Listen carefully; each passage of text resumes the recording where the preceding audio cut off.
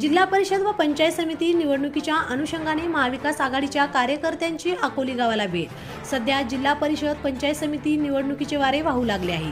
त्याच्या संदर्भामध्ये इच्छुक उमेदवारांची गावोगावाला भेट देण्यास सुरुवात झाली आहे। याचाच भाग म्हणून महाविकास आघाडीचे कार्यकर्ते यांनी खाडेगाव सर्कलमध्ये अकोली गावाला भेट दिली व गावकऱ्यांसोबत संवाद साधला। यामध्ये खांडेगाव येथील माजी सरपंच गोविंदराव ढेमरे, सतीपांगरा येथील सरपंच, महाविकास आघाडीचे विधानसभा अध्यक्ष श्यामभाऊ कदम, पारवा पळसगावचे सरपंच राजू सरडे, माजी सरपंच निंबाजी फेगडे, राजाभाऊ फेगडे, रांजुना गावचे उपसरपंच रामराव साळवे, अकोली ग्रामपंचायत सदस्य गजानन कदम, रांजुना गावचे भावी सरपंच तुकाराम साळवे, खांडेगाव ग्रामपंचायत सदस्य सुरेशराव कुशळे, थोरव्यांचे सरपंच नवनाथ रणमंदळे, उत्तम कदम, बंडू राबडे, बालासाहेब कदम, बालाजी काकडे, भुजंग चोपडे। भेटीगाठी दरम्यान महाविकास आघाडीला गावकऱ्यांचा चांगलाच प्रतिसाद मिळत होता।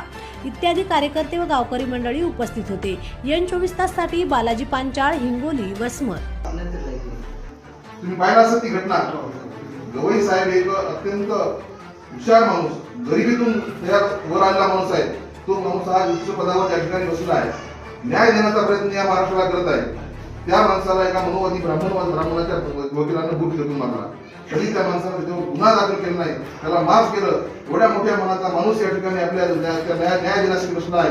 आणखी 2-3 न्याय त्या माणसाला या ठिकाणी देण्याचा प्रयत्न करणार आहे। पुढे इथे न्याय देतीलच अशी माणसं या ठिकाणी या महाराष्ट्रामध्ये आजही जिवंत आहेत। पण हे सरकार अशा माणसाला कुठेतरी संपवण्याचा प्रयत्न करत आहे।